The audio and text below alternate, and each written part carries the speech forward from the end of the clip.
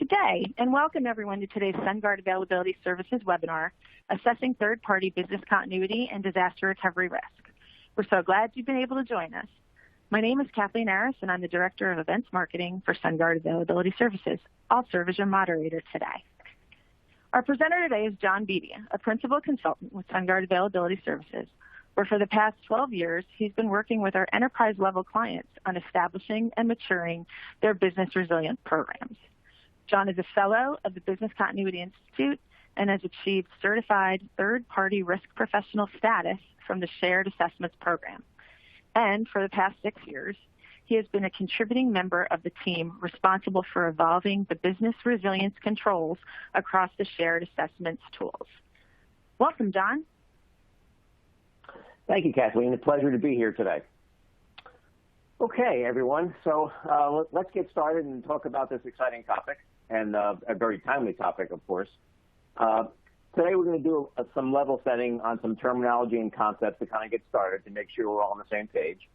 Then we'll build a case for why we need to know more, organizations need to know more now about their vendors' business resilience capabilities and controls.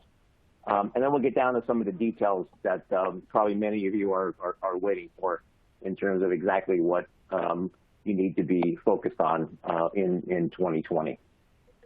Okay, so the level setting. Let me just start by saying there's, as a result of COVID-19, there's a lot of things that are on the minds of organizations and the clients that we work with. Anything from, post-pandemic return to workplace and being ready for future pandemics and, dealing with severe weather and crazy things that might disrupt, business.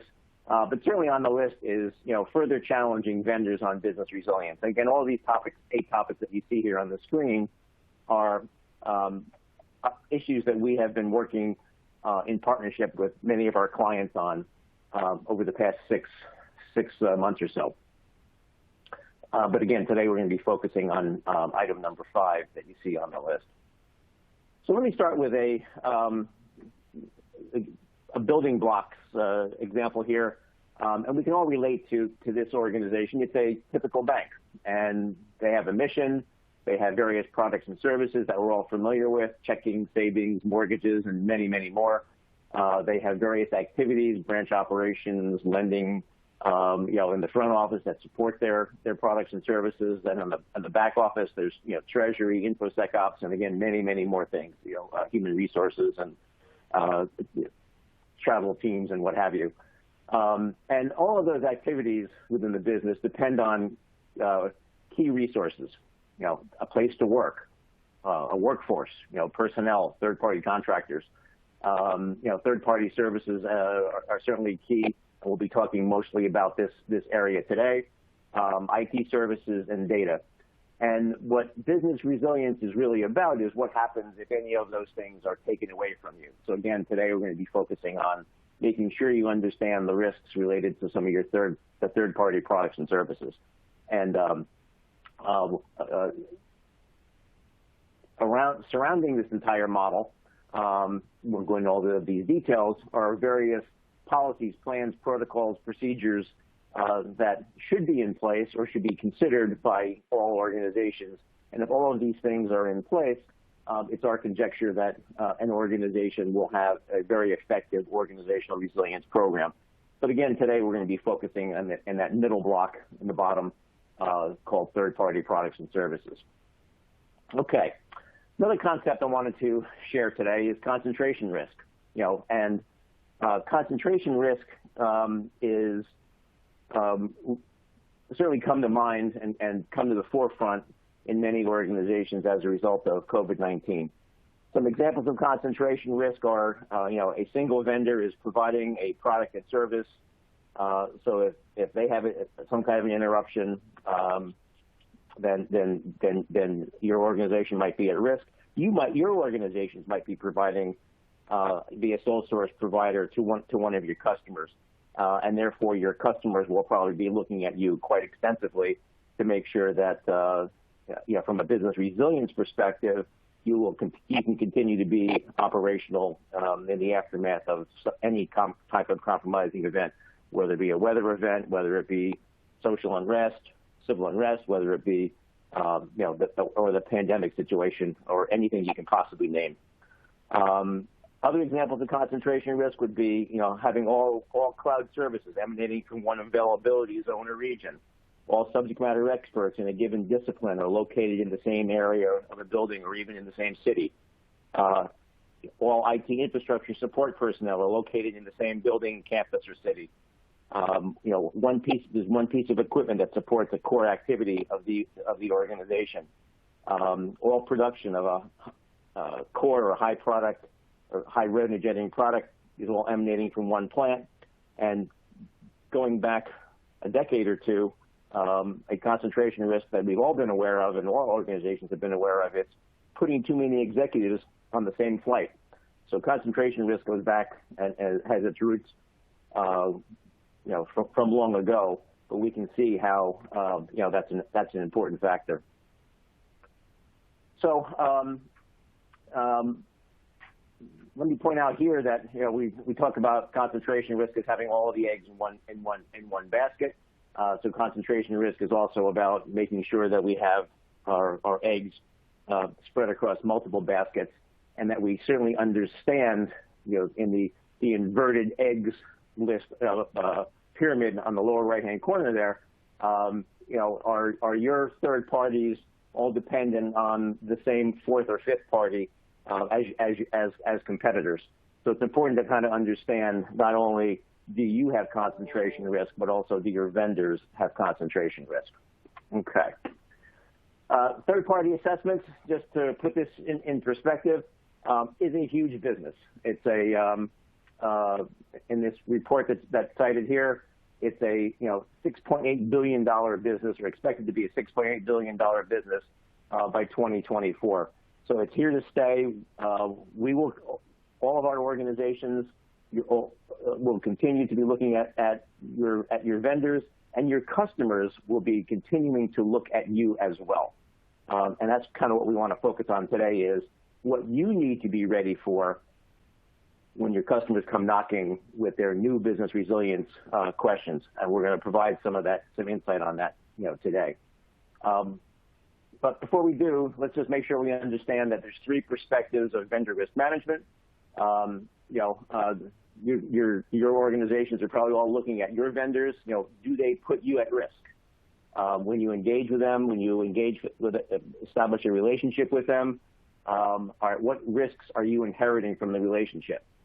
You also have to look at upwards in your supply chain, if you will, and look at your customers. And they want to know if you're putting them at risk, but you need to be aware of, are you putting them at risk?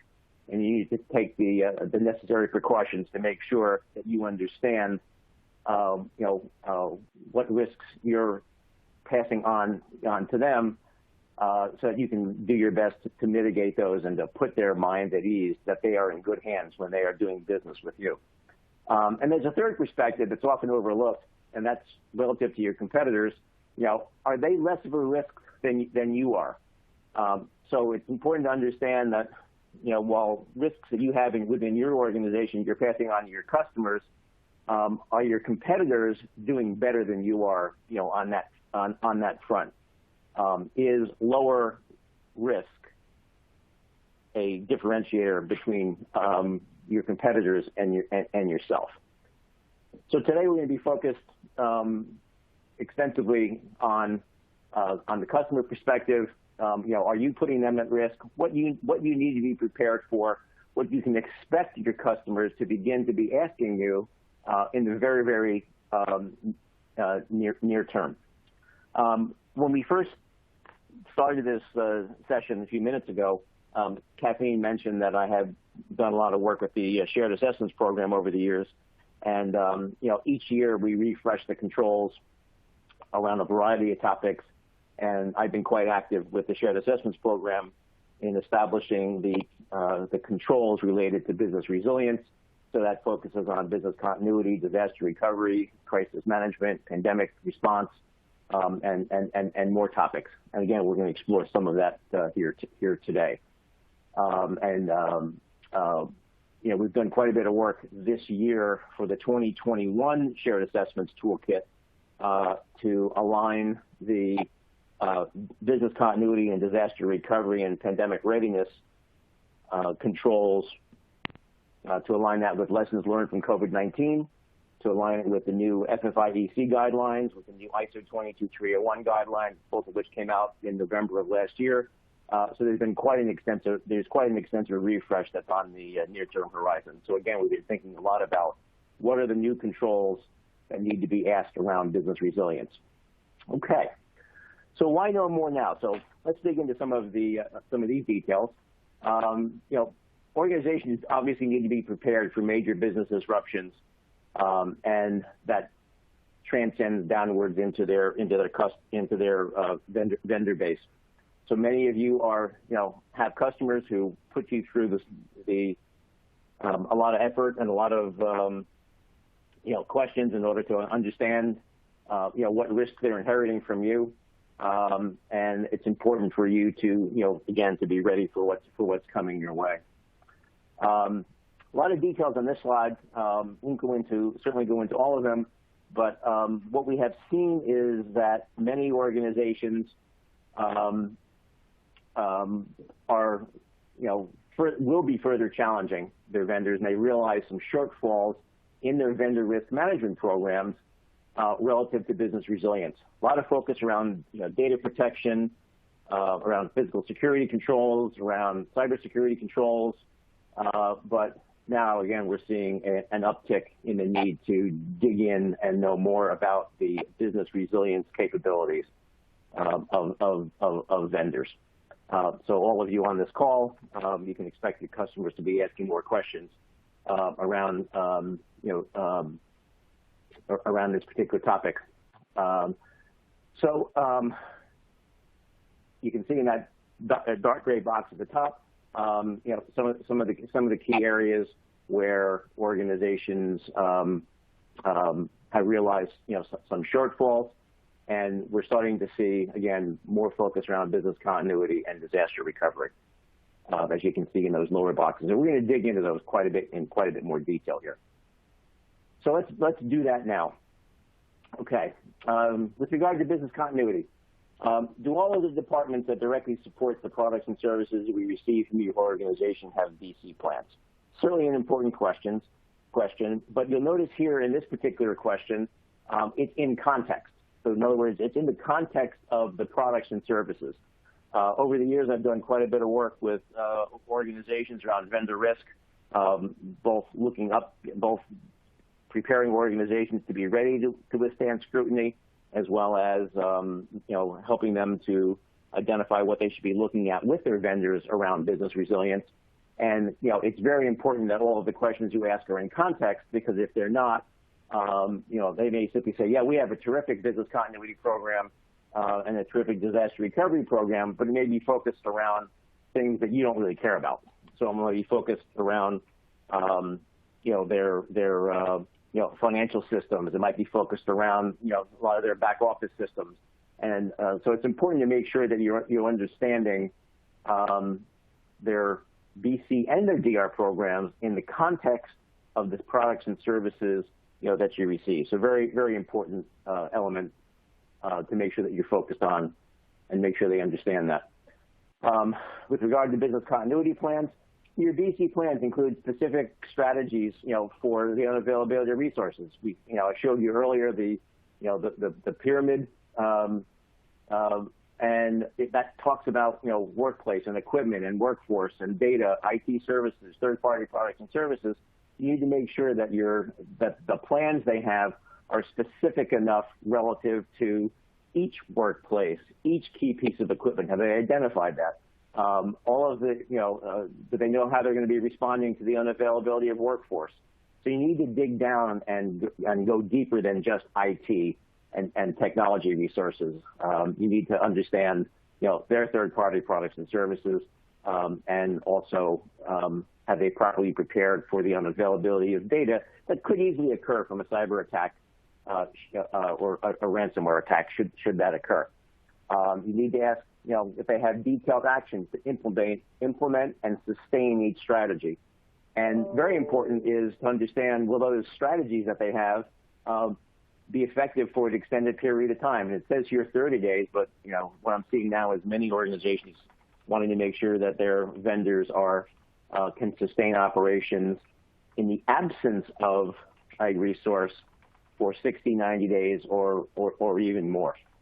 So it's important to understand, do they believe that their business continuity plans contain strategies that will be effective for an extended period of time? And of course, we're all living through that now, where in many cases, we've had most of our workplaces taken away from us, and we're all invoking the strategy of working remote, and that appears to be working well in many organizations. But there's certainly a lot of jobs and a lot of things that we do in our organizations that cannot be done remotely. But again, it's important to understand, is the timeline for their strategies, is it going to be sufficient for an extended period of time? And that last item is, and this is kind of a new item that has surfaced over the past year or so in many organizations. It's not just about the availability of systems. It's about the how does the organization respond to the permanent loss of data in the aftermath of a successful cyber attack. So we're starting to see organizations put into their BC plans, questions related to the, are you ready to be able to deal with the loss of data? Not only can you recover it, that's covered under disaster recovery, which we'll get to, but is the business ready to continue in the absence of data? So if you think about an organization that manufactures products, if their inventory control systems are somehow taken offline, how are they going to deal with that and the loss of the inventory data if it is compromised by a ransomware attack, for example? Are they going to, after 1 or 2 days, do they have to take a physical inventory? If they can't recover the data, maybe they can't recover. The best they can do is recover clean data from a week ago. What's their response to dealing with it? Maybe it is to go out and count every box and do a complete re-inventorying of each of their warehouses. So making sure that you understand how they're going to respond to each of those 6 small bulleted items in the center of the screen is very important. And by the way, in the new shared assessments tools that are coming out, it is recommended that organizations look at each of these elements in detail. So if it's coming out in that framework, you may very well see those questions coming your way very soon from your customers. Okay. Continuing on the business continuity topic, validation is a very important element. Have you defined specific exercises to validate effectiveness? Is there at least one exercise conducted per year within each department? Ideally, there'd be many more than that. And kind of want to point out that validation goes beyond just testing. So, validation includes, that there's probably no need to do an exercise in the next year or so, probably even longer, on the effectiveness of people working from home. Okay, there's no that's a strategy. That's your response to the unavailability of workplace.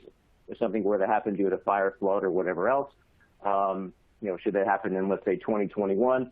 Well, you're probably pretty confident now that you've done an effective job of working remote. So there's no reason to do an exercise around that to prove it. You have proven it through experience. But in many cases, some of the strategies that you may have within business continuity plans do need to be validated through an exercise of some kind. Okay, from a people readiness perspective, it's great to have plans. It's great to have those things in place. But are people truly aware of what's expected of them and how they're supposed to work under those resource-constrained parameters that are covered in the plan? So it's important to understand. So your customers will probably be soon asking you if your people have been trained on the BC plan that's applicable to their departments.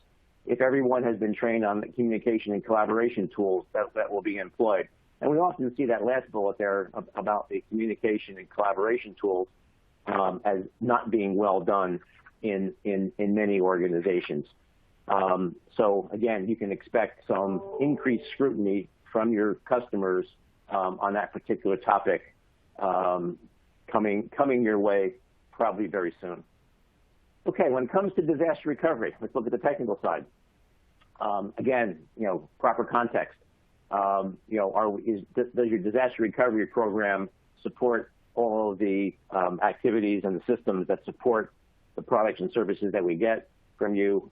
We probably don't care as much about your general ledger system or the human resource system, but we do care about the recoverability of the systems that support what we receive, from customers. So you need to make sure that you can answer that question effectively. When it comes to recovery objectives, are RTOs all defined? Is your backup architecture defined to meet all your RPOs? Was your DR environment defined to meet all the RTOs? So your objectives transcend all compute environments, on-prem, cloud, SaaS.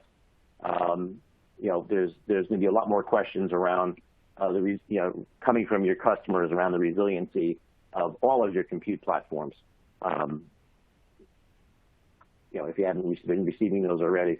When it comes to plans, do you have an overall plan for management and control, of a disaster recovery effort?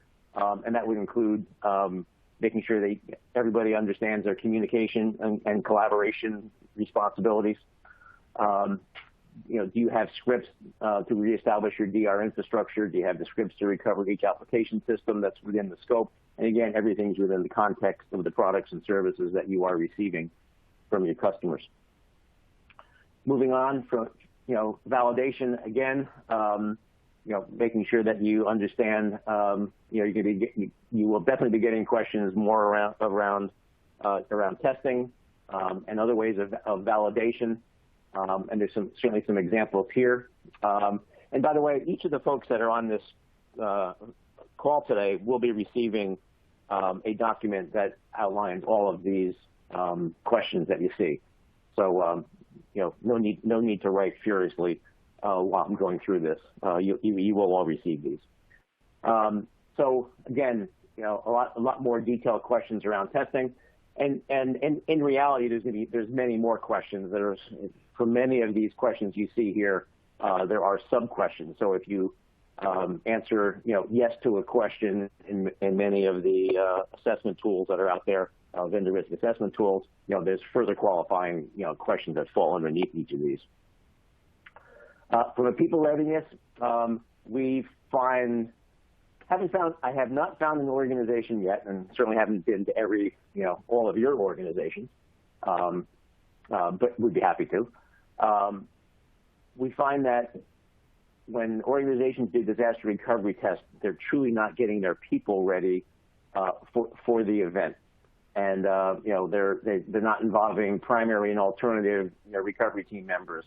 They haven't identified how they're going to necessarily do recovery if everybody is still forced to work remote and can't move around. How are they going to be collaborating during the event? How are they going to be maintaining production from other data centers that is continuing while they're doing undertaking a disaster recovery response? So there's a lot of things from a people perspective that we often see organizations falling short on, and we use that when creating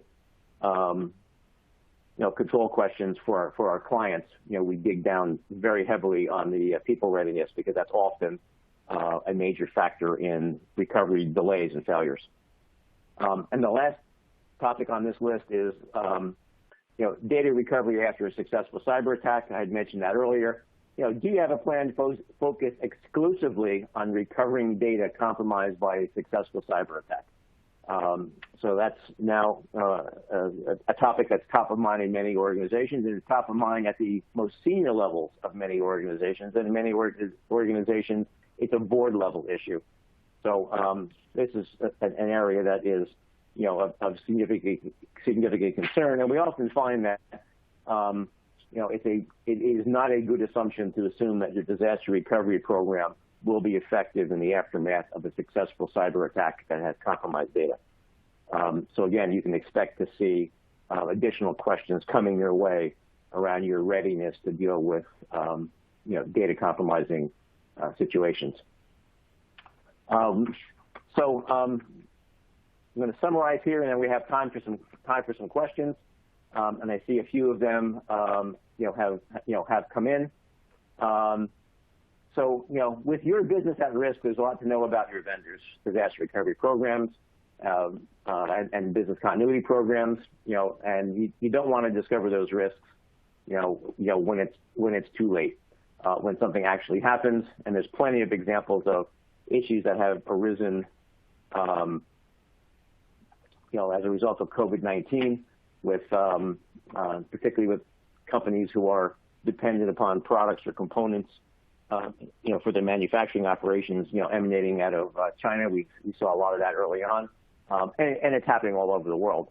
But that was the earliest signs that we had that there were issues with unanticipated issues with vendors' ability to continue to deliver. What we are expecting to see is that organizations will be asking the hard questions instead of just checking the box when it comes to business resilience. And before we get to any of the questions, and I think Kathleen has a handle on some of those, I do want to mention that on September 24th, there will be a much more in-depth discussion on this, actually a 3-hour workshop. And we'll make sure that we'll be conducting in partnership with Shared Assessments, and we'll make sure that each of you get the information on that particular event. And again, that's going to be a 3-hour in-depth look at this particular topic, from the perspective of what organizations should be asking their vendors about their business continuity, disaster recovery, pandemic readiness, and crisis management programs. So again, we'll make sure you get all that. So Kathleen, how are we doing on questions? Great. Yeah, we do have a few that came through while you were speaking. Thanks for all that information, John. We can start the Q&A portion now. So you'll see that there is a Q&A button on the platform. If you'd like to submit a question, you can just use that, and John will be happy to answer that. But I do have a few that have been submitted already. So first one, John, is why is it a shortfall that to not ask controlled questions in context of the services and products obtained from the third party? So I'll kind of roll the interesting question, good question. We touched on it a little bit, but I can definitely happy to dig in a little bit more. So a few years ago, I had the pleasure of working with a fairly large organization, that many folks might recognize. And I was helping them to create their responses to questions that were coming in from their customers around disaster recovery and business continuity and crisis management. And many of the questions were not specific, again, not in context. So, this organization was in great shape in some parts of their disaster recovery world, and not so well positioned on others. So since the organization, since the question didn't come in again in context, it would be, basically, do you have a disaster recovery program, and do you have RTOs and RPOs? Well, yes, we do. Does it relate to the products and services that we're providing to you? Heck, no, it doesn't. But you didn't ask that question. You just asked if we have a disaster recovery program, and the answer is yes, we do. It's very possible that if you are not specific with the questions that you're asking, and you are making assumptions as a result of it, that you're not going to get, quality answers. And unless you're going to be going on doing your on-site and your in-depth reviews and those kinds of things, you may never find out that the programs that they have simply don't cover the products and services that they get from you. And I've seen that in action. so it's important to make sure that you are truly understanding that, and you need to reinforce that multiple times throughout the whatever question set that you're sending to them, because they'll the people who are if you send, let's say you send 100 questions to an organization on various topics, they're going to kind of push that out to different people to answer it, and each of those the BC people, as well as the DR people, as well as the crisis management people, as well as the privacy people, et cetera, they all need to make when they're answering their subset of the questions you send, that you need to make sure that they understand that this is in specific context. And if you can, better yet, if you can name the products and services, that you get from them as part of your question set, that's all the better, so that there's no mistaking that, what the context is. So I hope that answers that question. Great. Here's another one. Something that seems more and more prevalent these days is the existence of fourth and fifth party vendors for many companies. What strategies do you advise for assessing fourth and fifth party vendors?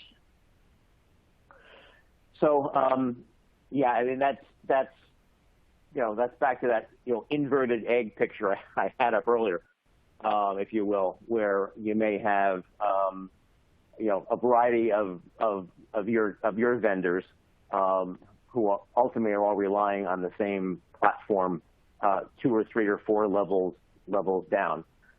So if that one provider of perhaps technology infrastructure were to have an issue, it would affect many of your vendors, that you're doing business with. So if you're expecting vendor, if vendor A has a technology problem, and you can flip over to vendor B, well, if they're both relying on the same vendor, then obviously, that's going to be an issue. So we're certainly seeing a lot more inquiries about that, and we're starting to see a lot more inquiries about who are your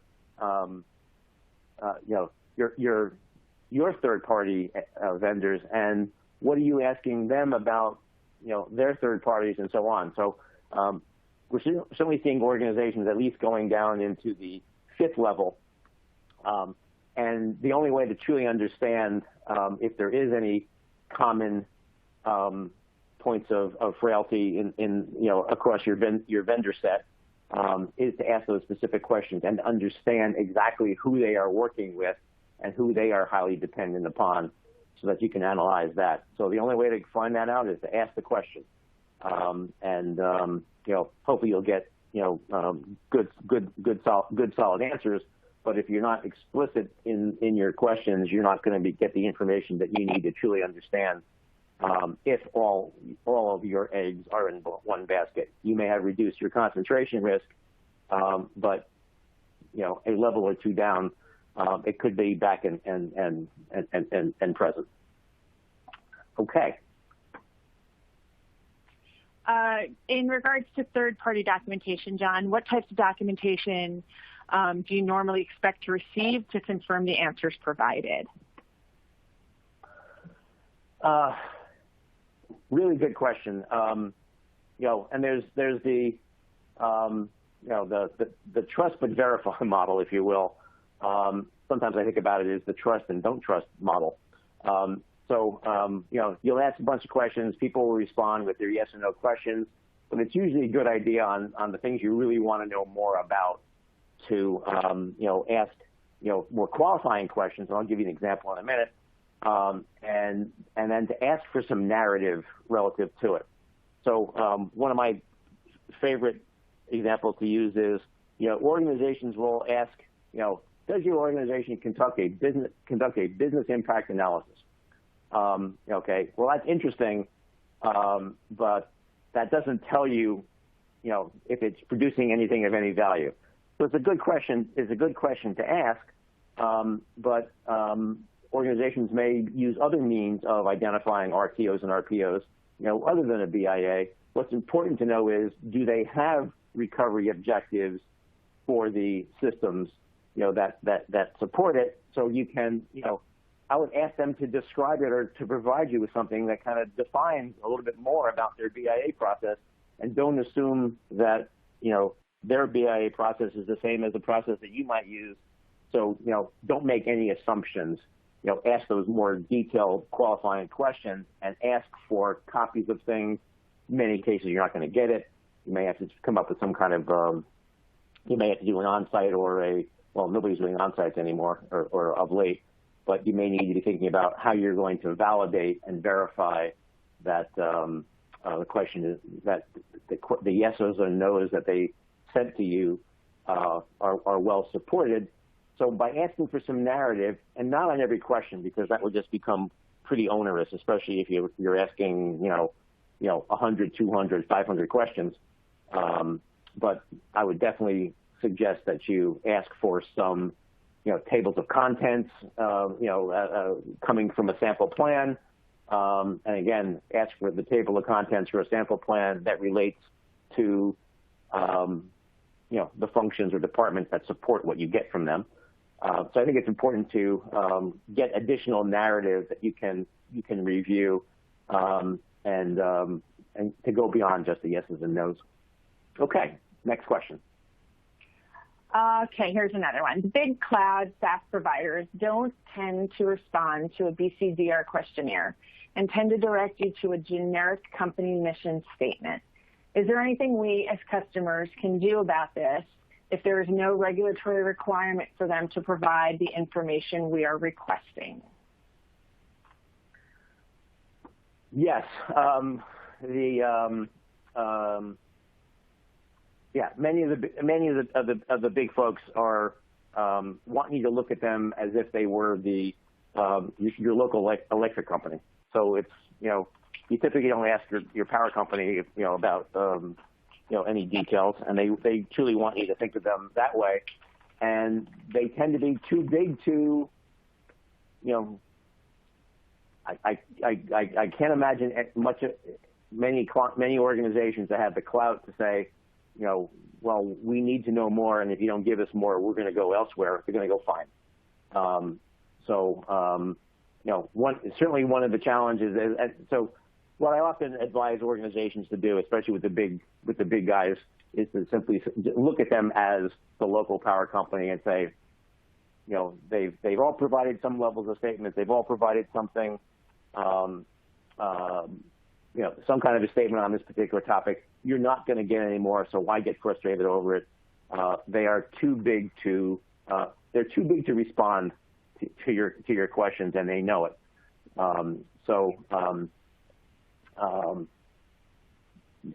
Going on a tour of a big cloud provider isn't going to help you much. So why do it? Why even think you should do it? If you're dealing with a small organization, then you might want to do the on-sites, and you might want to dig into what they have. Look for the leaks in the ceilings in the data center. But I think you really do have to think about the big providers as a utility, and because they're not going to respond to you. Short of you being the Department of Defense, I can't imagine they're going to.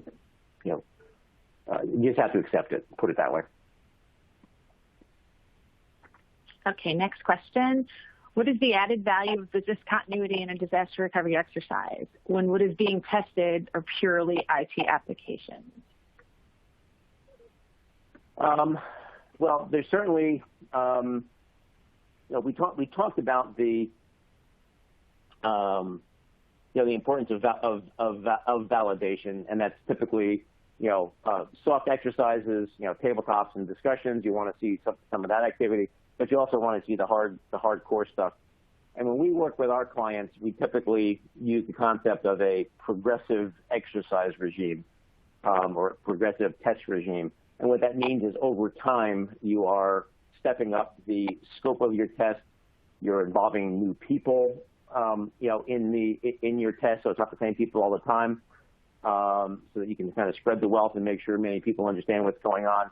So over time, I expect to see the objectives tighten. I expect to see, the people, to the extent possible, change. I expect to see,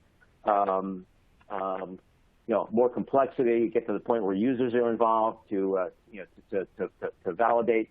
So I think it's very, very important for organizations to establish that progressive regime. And again, just if I think about what's coming in the shared assessments framework, we do talk about progressive exercise regimes and making sure and pull that apart to make sure they're not doing the same trivial exercise year over year, and that they are truly, working towards assuring that they are resilient and highly recoverable. So I hope that answers the question. Great. Here's one more, John. Are you seeing BC programs getting involved with supplier managers during contract negotiations so that BC recovery language and recovery capability timeframes are baked into contracts during supplier onboarding or during supplier contract refreshes? Do you find suppliers are willing to perform joint testing with their clients to truly test supplier BC strategies wing to wing? Okay, well, there's kind of two elements to that. The first question is, yes, we are seeing that business resilience is much more prominent in negotiations and will continue to be, especially after everything we've learned from COVID-19. There's no question about that. BC and DR teams should be part of the process and should be helping to set the expectations and the SLAs to make sure the business requirements relative to the third parties are being addressed properly, both in terms of the SLAs and even the penalties, to be honest with you, and making sure that all of that is contractual. So, we're certainly past the days of, cybersecurity and data protection as being the primary focus of vendor risk assessments and contract language. It has to get down and be equally as detailed around BC and DR, and again, even crisis management to a degree.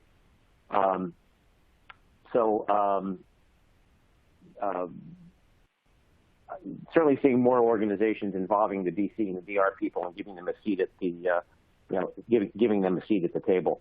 Again, your organization will probably be getting more questions on those topics from your customers. So again, BC and DR people have to be aware of what's coming their way. And the second part of that question, now it kind of escapes me. Can you need me to repeat it? Sure. Do you find suppliers are willing to perform joint testing with their clients to truly test supplier BC strategies? No. Very simple. If you need them to do that, if you expect them to do that, let's put financial services, aside for the moment, because there's a lot of requirements around that in that industry. It's going to come down to a matter of clout and how important you are and how important your revenue stream is. And if you're 1% of their revenue, good luck. If you're 10% of the revenue, you certainly have a better shot. So you're forcing that to be a requirement for doing business. At least at this moment in time, I believe would be somewhat problematic. And you're going to get some level of cooperation in some cases, but I would say the majority of the time, organizations are going to, put up a reason to do it. And certainly they're going to be throwing up the COVID-19 and the pandemic, for the next 6 months or so or more, saying, we just can't do that. Given our current state of affairs with COVID-19, we can't cooperate on that and conduct those kinds of tests. So I think it's very difficult. My experience says that the majority of organizations are not highly cooperative. And therefore, what you can then peel back the onion and say, can you send us the results of your test? Can we review that? And many organizations are looking to do, remote inspections of documentation and using a lot of the tools that many of the law firms use for confidential review of documentation that maybe permits one-time viewing, doesn't allow downloads. So there's technology that's out there, and again, it's secure data rooms that can be used. So ask for that documentation, ask for their proof, because if they don't do exercises internally, they're certainly not going to, have you participate in exercises. So at least get past that first step and understand what they have and ask to review what they have and think about how, confidential data rooms, secure data rooms might be a way of getting that information without having to, pack yourself up and get on a flight and go somewhere. Okay, I think we're almost out of time, but perhaps one more question? I think we have one more. Early in the presentation, you mentioned recovering data after a successful cyber attack is top of mind in most organizations. Then you mentioned it again as a topic that customers may soon be asking their vendors about. Can you elaborate on that? Sure. I did mention that the majority of the disaster recovery programs that we look at fall short on their ability to enable recovery of data after a successful cyber attack. It's a very different, I'll call it a recovery case instead of a use case. Because in all likelihood, you're not going to be able to rely on your replicas. Whatever's causing the problem, whatever the malware is, might be present in several generations of your backups, and it might be so prevalent that you have no backups. You don't have enough of an archive history, if you will, for your backups to be able to go back to a sound set of recovery data, or you're going to be rolling back so far that the data is in effect useless. And what comes to mind there, of course, is warehouse inventory data.